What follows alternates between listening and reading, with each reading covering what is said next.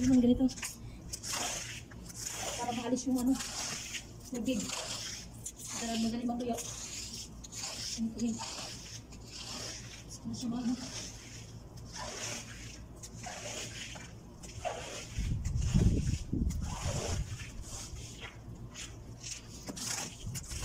Bago na natin.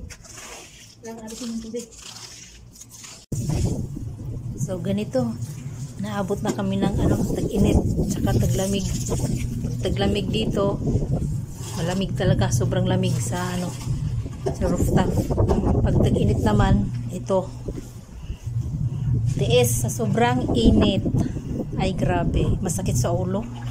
Yung taglamig masakit din sa ulo, mas masakit din yung tag-init kasi pati balat masakit talaga siya.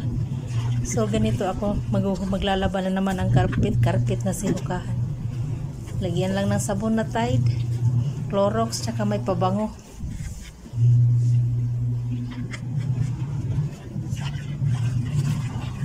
Kaya nyo ba mga ludi? Yung ganitong gawain. Hindi lang yan ang gawain ko. Magluluto pa, magluluhugas ng pinagkainan, maglilinis, maglalaban ng mga damit, magplancha. Yan. All around ang pobre.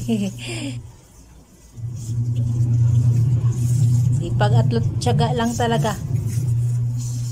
Para mayroong pangunsumo ba? Kaysa magtambay tayo. Kaya wag pairalin ang katamaran. Kailangan kahit kunting sipag lang. 50-50 ba? Wag naman masyadong masipag. Basta gagawin lang natin ang yung mga kaya nating gawin. Kapag sobra-sobra naman, mahirap yon. Kaya kailangan din magpahinga. Tapos tsaka na naman magkuskus. Sabi ng alaga ko, naku Aida, mag-exercise ka. Ang taba-taba mo na. Mag-exercise ka para pumayat ka. Kagaya ko, tingnan mo ako mapayat. Sabi ko naman, mahirap kasi exercise, maraming ginagawa. Pagdating sa kwarto, wala na, pagod na, kailangan na magpahinga. Ano na lang, yung kunting galaw-galaw na lang sa katawan ba? Banat-banatin yung katawan, yun lang, ganun. Pero yung todo na, exercise, wala. Ayan, dumating na yung kasama ko. Maglalaba din yan siya. Maglalaba din siya ng inihian ng kanyang, alaga na matanda. Ayan na. Hindi niya alam na nagbibideo ako.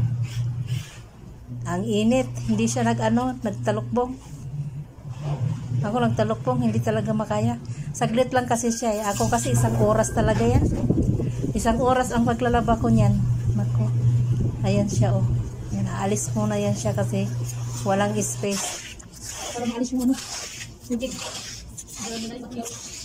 Sintuhin.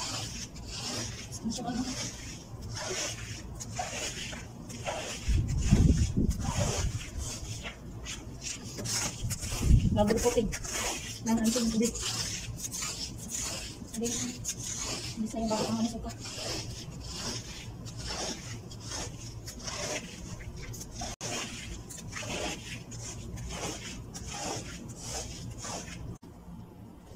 Ito na, last na to. Lulukutin ko na tapos itatayo namin mamaya ito.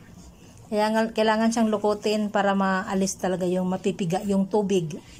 Tapos kailangan siyang itaas. Itatayo namin siya mamaya. Hanggang sa na namin siya, bubuklatin na naman namin, ipapatong namin sa mga gamit-gamit dyan na para mapatong talaga siya. Tumaas siyang konti. Yun lang po, bye. Thank you for watching.